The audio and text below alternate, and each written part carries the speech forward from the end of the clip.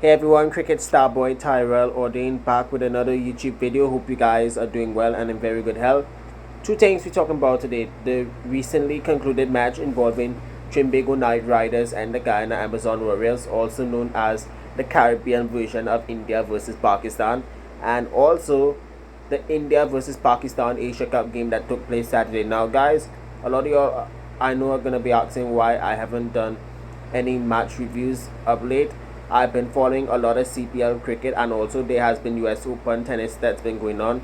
But I'm a cricket guy, so that's what I'm gonna be sticking to. So hope you guys are doing well and in very good health, and please subscribe to my YouTube channel for more content. So folks, chicken curry has curried up curry chicken, and according to the saying, one team losing streak has to end, and that was us in red, and I'm talking about TKR. First of all, well played to Guyana Amazon Warriors. And even though I do not like curry chicken, and some of you Guyanese out there, because of the way how you guys like to get on with other people, Amazon Warriors, let me tell you something.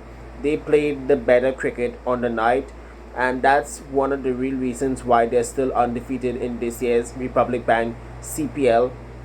And I must caution you guys, every time when you guys make the playoffs, you guys always falter.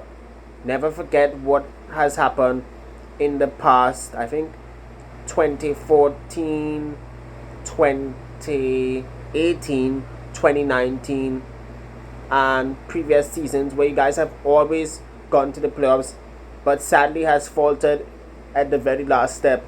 So the question that's got to be asked: will this year be Guyana Amazon Warriors here to go all the way and finally win a CPL title on home soil, where Guyana is hosting the last leg and also playoffs and finals? But coming back to Trinbago Knight Riders, who I love the most, what let them down tonight was their fielding. Why? They dropped 6-7 crucial catches at very important times, especially when the spinners were into the bowling attack. Furthermore, the dew factor also played a role, and guys, let's not blame the dew factor. We were very atrocious in the outfield, and also some of our bowlers had off nights and were taken to the cleaners. So that innings earlier on from Akil Hussain batting at number 5, where he made 44 of 35, that set up the platform for Kyron Pollard and Andre Russell to come in later in the innings, where they made quick fire cameos and ended up back into the dugout. But again, I have to criticize the top three, and I'm talking about the top order and Nicholas Puran. I'm talking about Guptill, Mark Dial, and Puran. Why? They have gotten starts so far this year in CPL, but again, they have failed to get past double digits. And only two players in the top three I'm gonna call out. One, Nicky P, because since he has scored that 61 at Warner Park against the St. Kitts and Nevis Patriots, he has been finding mad ways in getting out very cheaply. And this is something that the assistant coach Ryan Tendescarter and the head coach Phil Simmons need to talk to him about, settling himself in, then going out there making fancy strokes. But on the other hand, talking about Martin Guptill, he has been the biggest failure so far in the CPL. Even though he scored that 100 last week at the Kensington Oval against the Barbados Royals, in which we demolished them quite comprehensively, he has been failing constantly. And had Riley Russo was fit for this year's CPL, or had they had not let go of Colin Monroe, this wouldn't have never occurred. 172 I had always thought was a good total to defend, but even though it was a very good wicket to bat on, which I'm not taking away, that wicket was so fantastic, but I'm very disappointed. As what I mentioned earlier, the outfield catching was horrible, especially the times when you had the spinners such as Sunil Nanai and Waqar Solanki who were into the attack. They could have gotten a few wickets, but the spinners had day off night, and so has Akil Hussain, who was also expensive, even though he missed out on the half century earlier by just one big hit. But nevertheless, my advice to Trinbago Knight Riders and to all of their fans is there was dew out there, as what I pointed out earlier, that affected the outfield, but that should not be taken for lightly. We are normally a better outfit in the field and also in the bowling attack, but it happens to all of the teams. But I must say, once again, congratulations, Warriors Nation. And what set up the victory for Amazon was that second wicket stand of 93 between Pakistan's Saim Ayam and Shai Hoop, or I beg your pardon, Shai Hoop, excuse me. Saim, he slammed 62 or 43 with 4 boundaries and 4 maximums, while Hoop, he was out there playing like if it was a 50 over game. He made a 40 ball 51, and at one time he was batting on the strike rate of less than 100, but on the whole he got to move on at the right time and nearly took Amazon over the line. As what I pointed out, it was an off night for Trinbago Knight Riders, and I do hope in 24 hours, in less than 24 hours time now, they'll bounce back against the Barbados Royals, who are fresh from that record-breaking chase on Sunday, the second highest ever run chase in the history of CPL. So far, Chicken Curry Amazon Warriors, they remain undefeated, and that's why they deserve that top spot.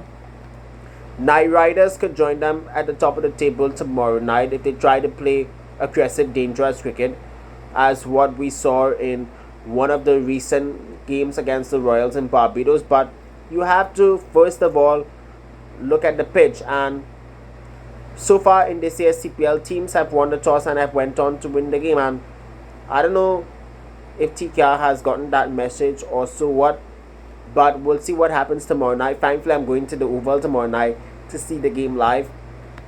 So moving from franchise cricket to international cricket, the Asia Cup, I want to flash back to 3 days ago on Saturday, where India played Pakistan at Palakelli in Kandy, that's in Sri Lanka, and I must share my disappointment in how the game was called off. But the biggest highlight of the match was when Shaheen Shah Afridi dismissed Rohit Sharma and Virat Kohli early on. However, that partnership involving Ishan Kishan and Hardik Pandya rebuilt the innings with a stand of 138 for the 5th wicket, and by the time when both of them were dismissed, the Indian innings collapsed like a house of cards. And even though there was one point where they were looking for a score over 300, it turned out to have never occurred, as they had folded up for 266, I think in the 47th or 48th over. However, persistent rains forced the match to be abandoned, and both teams carried a point each. What we know now is that I think Pakistan and India did top the table because it was a walk in the park due to the fact that Nepal didn't win a game, but they impressed most of their fans as well, because they did give India a fight yesterday. However, the rains curtailed the match to the run chase to 23 overs, where India got it very handsomely, which I will not go into. But I want to come back to India-Pakistan because I think this is the first time in the history of the India-Pakistan ODI cricket rivalry it took a whole innings of 50 overs to be bowled over 5 hours, which has never happened before in an India-Pakistan game, and it was all because of the bad weather. And I want to share my recommendations for how the limited overs game and the longer formats of the game could survive in the future. What the officials should do in future is forget rain delays. Whenever rain starts to fall immediately in limited overs matches, the first thing they should do to avoid constant time wasting is deduct the overs in the future.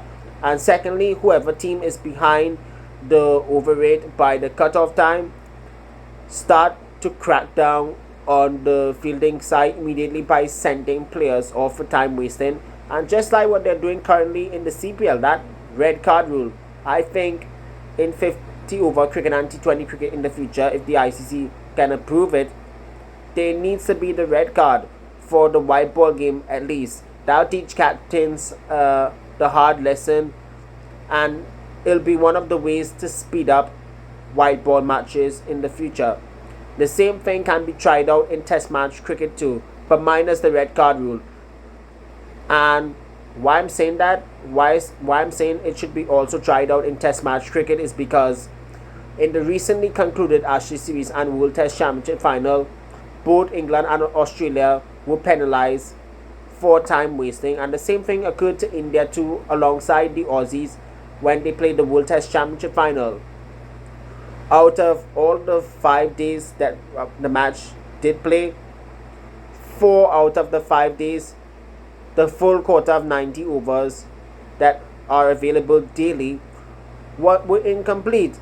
And I don't have the stats for that right now, but there needs to be a serious crackdown on overreads.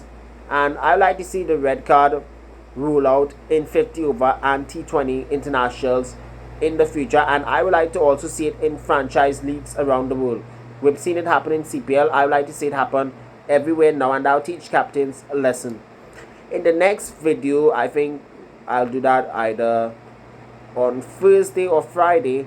I would like to address the controversy that occurred in the Afghanistan-Sri Lanka match, where there were a lot of miscalculations on the part of the Afghans. But until then, stay put, stay well, stay safe, and also my advice to the Trimbigo Knight Riders fans, keep famed. Thank you, and we love you here on my channel.